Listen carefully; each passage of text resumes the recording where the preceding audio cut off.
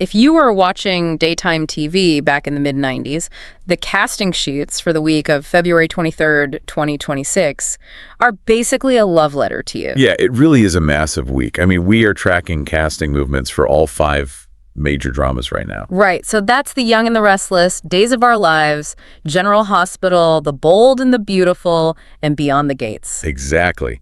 But we aren't just reading a list of names here. No, our mission with this deep dive is to figure out who is arriving, who's exiting, and specifically why these moves are happening right now. Because looking at this spoiler-style content, some of these returns feel totally designed to wreck the current storylines. Or save them, right? I mean, let's start with Genoa City, because The Young and the Restless is definitely grabbing the biggest headlines. Oh, absolutely. Shemar Moore is back as Malcolm Winters. Which is huge. It is huge. And to be clear, Moore has popped in for anniversaries before, but this is a completely different deal. He's back for a multi-episode arc. Yeah, and he's already started filming scenes that are specifically centered on his role as Lily's biological father. Which completely changes the stakes. Plus, he isn't coming alone. Right. Vivica A. Fox is also returning as Dr. Stephanie Simmons. That mid-90s pairing is just iconic for longtime viewers. It really is. And if we connect this to the bigger picture, the source actually explicitly states their return will have shocking and lasting implications. So they aren't just there to wave at the camera. No, they are likely rewriting the Winters family history in real time. And Genoa City honestly needs that kind of jolt. Oh, and just a minor note for the procedural fans, Matt Cohen is also back as Detective Burrow this week. It's just a total nostalgia play all around. It is. But if we look over at General Hospital, they really aren't looking back. They're looking for a fight. Yeah, the returns in Port Charles seem designed purely for immediate conflict. You can really see it in the villain roster. Right. Andrew Hawks is resurfacing as the crooked WSB director Ross Cullum. Specifically to question Jason on Tuesday, and then Kathleen Gati is back as Dr. Liesl Obrecht. Now, Obrecht is always chaotic, but is she causing problems or fixing them this time? A bit of both, actually. She's returning to help her daughter Britt. So we're seeing these returns used as very specific plot devices to escalate the tension. Speaking of tension, we have to talk about Spinelli. Yes. Bradford Anderson is getting pivotal screen time. But is he actually driving the plot? Usually he's just the guy typing frantically on a keyboard to solve some logic puzzle. Surprisingly, yes. He is front and center this time. Not just tech support. He is the active third point in a love triangle with Maxie and Nathan. Wow, so he is the actual source of the friction. He is.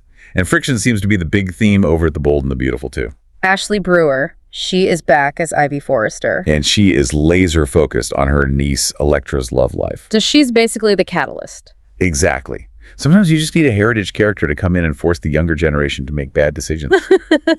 She's the spark driving the plot forward for the new guard. So we have catalysts in LA and legacy returns in Genoa City, but Salem feels a little different. It does. Days of Our Lives seems to be trading comfort for heartbreak this week. It's a harsh trade. On Monday, you do have Wally Kurth and Judy Evans back as Justin and Bonnie. Which brings some familiarity.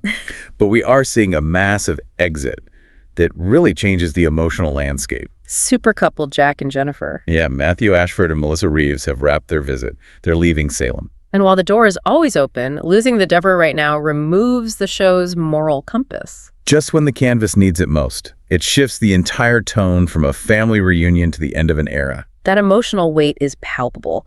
And interestingly, Beyond the Gates is trying to ground their emotional storyline by breaking the fourth wall entirely. This is a fascinating tactical choice.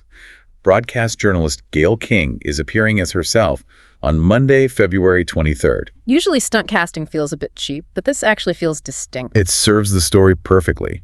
She's there to conduct the interview where Anita goes public with her cancer diagnosis. So by using a real-world journalist known for serious interviews, the show is signaling to you, the audience, that this isn't just melodrama. Right. It's a topic that deserves real-world weight. So if we synthesize all this, there is a clear trend.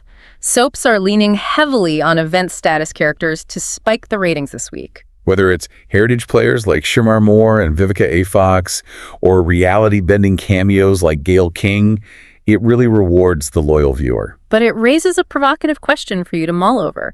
With fan favorites returning for these high-impact but very short arcs, does that disrupt the storytelling momentum? Or is it the adrenaline shot these shows need to stay relevant? I lean toward the adrenaline shot. It forces the regular cast to react to entirely new energy. Totally agree. And that is my challenge to you watching at home. Yeah. Watch the reactions this week. Don't just look at Malcolm Winters. Look at how Lily changes when he walks into the room. Because that's where the real story is. And if characters can return with lasting implications after decades away, it really makes you wonder who else is waiting in the wings to completely upend the schedule next month. Now that is a possibility worth keeping an eye on. Thanks for diving into these spoilers with us. Catch you next time.